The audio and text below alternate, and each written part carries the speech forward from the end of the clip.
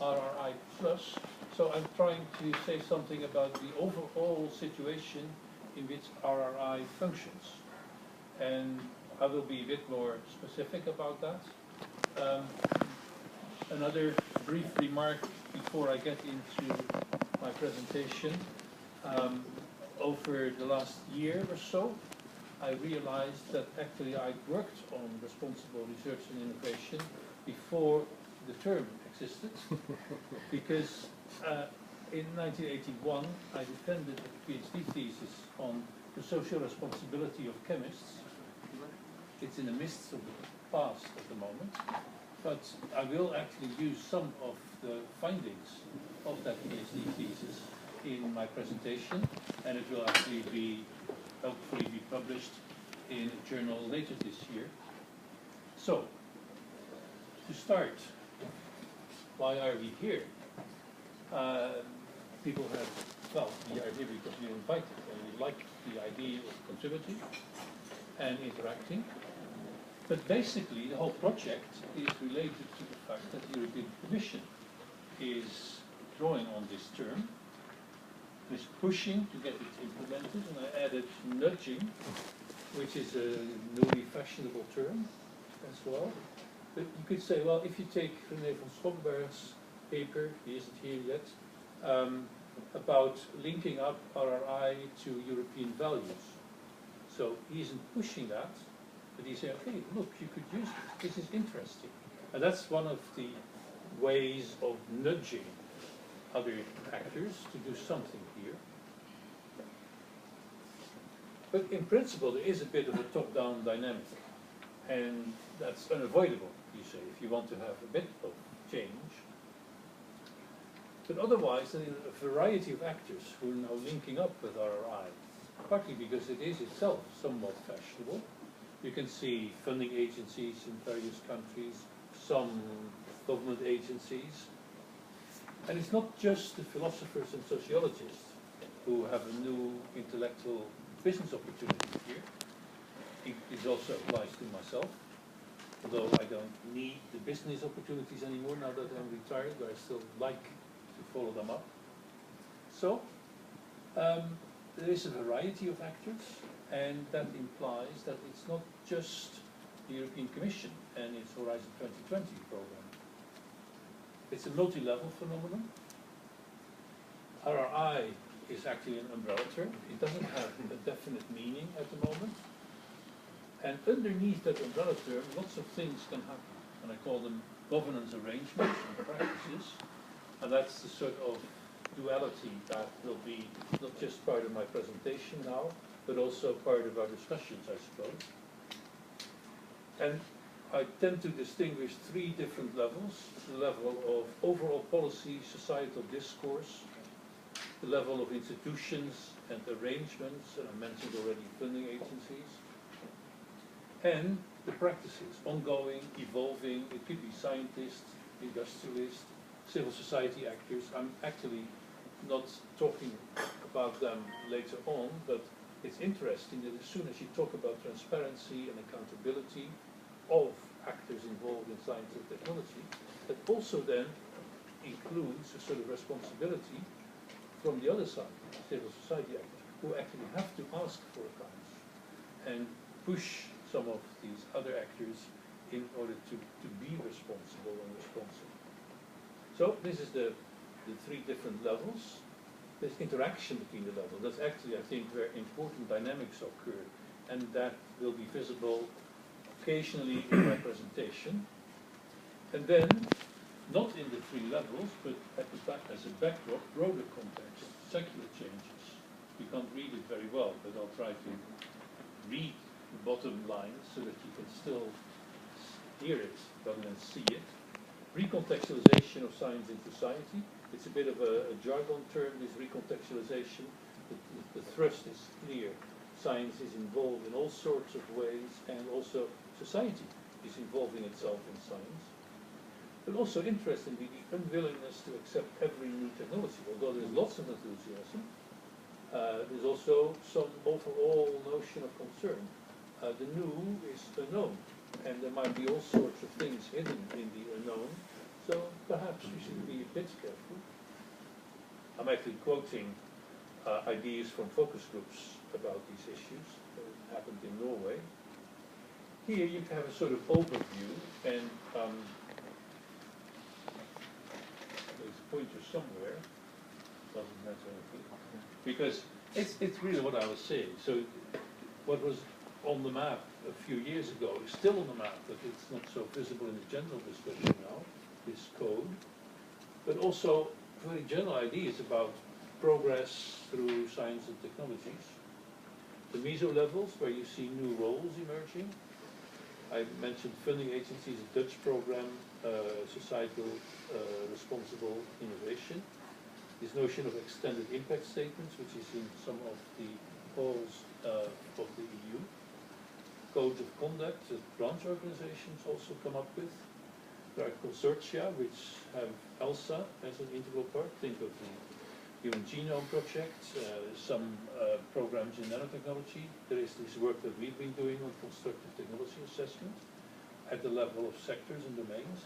The micro level, scientists in the lab, which are now called to do something about relevance, industrialists, firms, with this tradition now of corporate social responsibility, but also this call for transparency, which has all sorts of further implications if you're serious about it. So, responsible development is the term that was used a lot in the mid-2000s in relation to nanotechnology more generally. It's still important, but it's now sort of under the overall umbrella term of responsible research and innovation. And in nanotechnology, where this all happened first, you could say, the idea is that you can exploit techno-scientific opportunities while being responsible. And then the question is, well, what that means, and that's to be found out. There's pressure from the policy level, but then there are also initiatives from nanoscience consortia. I mentioned the Dutch NanoNet consortium and its successor NanoNext, which wanted to have a technology assessment component and spent some money on it of its own, from its own purse, you could say. So these things then start to interact and mutual influence. And this sort of thing, as in the Dutch programs, might be a sort of impression management. And I could give you examples that indeed it was to some extent impression management. But still, even if it is impression management, trying to present a nice view of what you're doing, it can have implication, will have implication. You're not as free to do whatever you want when you introduce these kinds of notions of responsible development. Nano laboratories start presenting themselves as responsible. There's a wonderful poster which was developed by the US National Nanotechnology Initiative. Responsible Research in Action, that's the title of the series of posters. I consider every aspect of my research, including what happens with it outside of the lab. And there you see the scientist, and you see outside the lab, a not uncontroversial reference to agricultural applications of biotechnology and nanotechnology. I actually, my attention was drawn to this poster in the series by Arie, with whom I've co-authored papers on responsible research and innovation. And this sort of thing at the level of practices is linked to the nanotechnology initiative, it's linked to research management, but it will have implications. Now, for a change, go back to the 1530s. You may not remember everything that happened then, but, and these are, this is a long story, and I'll read you some stuff. There was a mathematician, Tartaglia, who developed a theory at this very early stage in mathematics about the relation between the angle of a shot of a cannonball and where the cannonball would come down. And he thought of publishing, but then he reconsidered. The perfection of an art that hurts our brethren and brings about the collapse of humanity, particularly Christians, in the wars they fight against each other, is not acceptable to God and to society. So he burned his papers. But then, the overall situation changed. And he describes it in his book, when the Turks are threatening Vienna and northern Italy, and our princes and pastors are now joining in a common defense. I should not keep these insights hidden anymore, but communicate them to all Christians so that they can better defend themselves and attack the enemy. It's a wonderful story. There are more details to tell. The point I'm making here is that the structure of this argument, which is about responsibility, and it includes this whole notion of powerful knowledge, you have to do something about, it still applies. But it's not an individual decision anymore. So, then forward, back to the present. There was a publication last year where a research finding was announced, but actually the detailed finding was not divulged. And the argument was, there are no antitoxins yet developed to counteract this novel bacterium with its toxin. And so the authors had detailed consultations with representatives from numerous appropriate US government agencies. And then these agencies, the Center for Disease Control and Prevention, there's the Department of Homeland Security, they approved the publication of the papers as long as the actual gene sequence that codes was left out. And then, this is a report based on interview, the sequence will be published as soon as antibodies are identified that effectively combat the toxin. So the structure of the situation and the thinking is the same. And there are more of these examples. The well-known case of the bird flu virus, where the research was not allowed to be published. Maybe you've seen the story. It's slightly different in structure, but it's very interesting again. So, my point here is that there are now organizations, articulated rules, mutual dependencies, which actually shape what's happening. These scientists are not alone anymore. They never were fully alone, but here it's really full of rules. And that's why I introduced this notion of division of moral labor. That some people have some responsibilities, others have other responsibilities. It's a division of labor, but now it's a division of moral labor. And that implies that actually the whole notion of responsible research and innovation should be seen as part of an evolving division of moral labor. And so this is one element in the plus that I was putting in the title of this introduction. And the whole discourse of responsibility, which was there in my examples, it's there in all sorts of other ways. I'll come back to that briefly. Responsibility discourse can help you to articulate this division of moral labor and help it evolve further. Actually, this is from my PhD thesis. The term responsibility, not responsible, the term responsibility is relatively recent, end of the 18th century, France and Britain, and you can trace that through Larousse and the Oxford English Dictionary. And they're actually linked, and that I think is an interesting bit, to the emergence of bourgeois society, where this notion of responsibility was not something that was left to the wishes of a king or a prince. It was now distributed throughout society, at least bourgeois society. The word responsible is used already in the 16th century in various meanings, and then it stabilizes. So I think this is an important point also nowadays to recognize that, because before I get into this slide, there's an interesting shift in terminology from responsibility in the 50s and 60s of scientists or industrialists to responsible innovation, research and innovation. And I haven't thought through all the implications, depends on how you interpret responsibility and responsible, but there is something there that created this shift. Responsibility language is also used to attribute praise and blame, and there is a wonderful aphorism by Jerry Ravetz: scientists take credit for penicillin, and society takes the blame for the bomb. And that sentiment, this is from, say, the 1960s discussion, so sort of summarized by Jerry in his aphorism. It's still with us. There's also prospective responsibility. That's a duty to do certain things, to avoid others. And that links up with this grand challenges notion, which is now coming up in the responsible research and innovation discourse. So you could actually phrase it as in a general way, it's a responsibility for progress, which is linked up with the way you look at science and technology in our society. But the powerful knowledge can then be misused, as we saw in the earlier examples. So you see that there are various strands in responsibility language, which all can be taken up in RRI. It's not quite clear yet what will get much emphasis. I said this already, I've forgotten that it was in a later slide. It's now applied to processes rather than actors. And you see how that might actually settle, because René Homberg again, he tried to give a process definition of responsible research and innovation, which he checked with other actors in Brussels.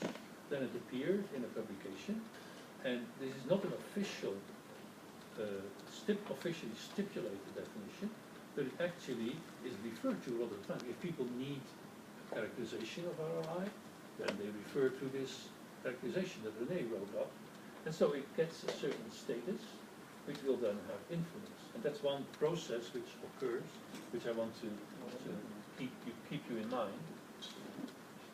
So you see here the contrast: atomic scientists after 1945, chemists and pollution. There, the discourse was about responsibility rather than the process. Well, the process was important as well. And because of these debates, you can see that the blaming, but also sometimes the praising, is not so important if you think about what actually happens in the moral division of labor. There is a sort of top level. Underneath, you get these how we handle emerging technologies, how we have these divisions of moral labor. Now, final point. If you look at RRI and you look at it in a sort of forward manner, as a project like yours is doing and needs to be doing, and other people as well, you can say, well, you can look at it as a social innovation. And that's a way of looking at various aspects which might not always get sufficient attention in the discussion about tools, in discussions about governance arrangements. As a social innovation, it's new, it's uncertain, it's distributed. You all know that about innovation. It requires institutional changes, also subcultural change. I mean, the sense of what is allowed, what are you allowed to do in scientific communities with industrialists and so on. If you want change, the question is how to push it, or how to nurture it. So you have the soft command and control approach. There might be codes of conduct. It's also, and that I think is interesting, a sort of business proposition for firms, but also for scientific groups and consortia programs, to extend the social license to operate. And that happens because there is credibility pressure in society, of society on these groups. And that creates a sort of interaction which might actually be more powerful in changing practices than the soft command and control of the EU and of member states. But these things go together. I mean, if there is this willingness to go out of your way, say some firms are trying to do that in nanotechnology, then it's easier for the EU or for member states to do some sort of pushing for responsible research and innovation. And so it builds up. Still an open proposition. You get this referring to RRI, to responsible development. This is nanotechnology, where a lot of my detailed experience is.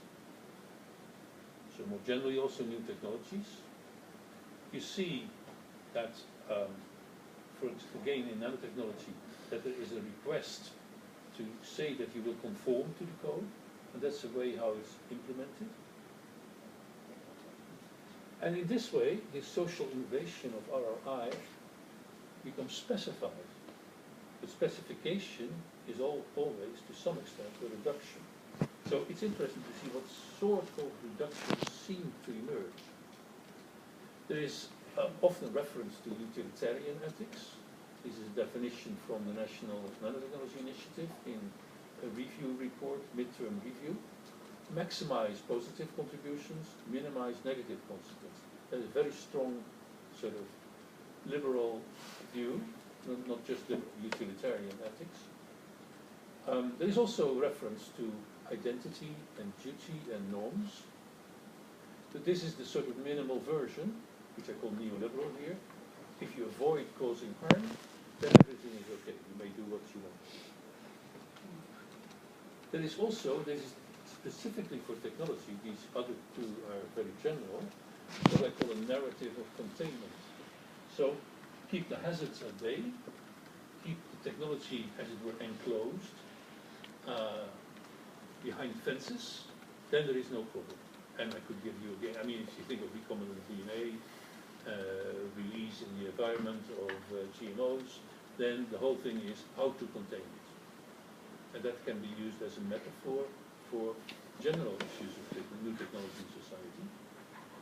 You've got the ELSA studies since the Human Genome Project, and in a sense that's done not just as impression management, but definitely to compensate for this pushing of new and promising technology. So these two go together. So if you do ELSA with good intentions, you might still be justifying this pushing of new technology. And that's some of our experience with nanotechnology. And then you can also raise the question, what about old technologies? How to be responsible about old technologies, which is a neglected issue at the moment. So, this change in handling new technologies, I add here, among the things that we talked about what the chemical industry's responsible care program. This is a very interesting initiative. You could think of possible informal versions of that as important for RRI. And I said there are reductions, and in addition to what I mentioned already, there is a focus on upstream, these promising technologies, to ensure some acceptance beforehand. There's a focus on risk issues, which appear to be more tractable, and these broader social, ethical issues, societal issues. And I was mentioning narratives of praise and blame as important, which then stabilize and apportion responsibilities across actors. The governance arrangement that go with it, it's evolving, it's de facto, it's part of ongoing struggles. They can become settled in institutional arrangements, and then you get the division of moral labor stuff. And then a point that I'm adding over the last year, such arrangements need to be evaluated themselves, because they can lock in. There can be path dependencies, so you have to ask whether it's still a good arrangement. And that's another thing which might be important for your project. And actually, if you think through, governance arrangements refer to a sort of constitution, but a de facto constitution of our technology-imbued societies. So, in conclusion, I really took you on a journey from the nucleus code of RI to changing practices, and then back up to these evolving division of moral labor and what I call the constitution of our societies. I think, if I look back at my presentation, that I've missed out on something which is very important, the role played by intermediary actors. It was mentioned occasionally, but I didn't really focus on it, so in conclusion, I'm highlighting this. Also monitoring bodies, which were in the biosecurity example. And final words, whatever we come up with today has to be located in these evolving multi-level developments, otherwise it might be too abstract, you can say, or too much projection of what you would like, rather than actually possible and happening. Thank you. Thank you.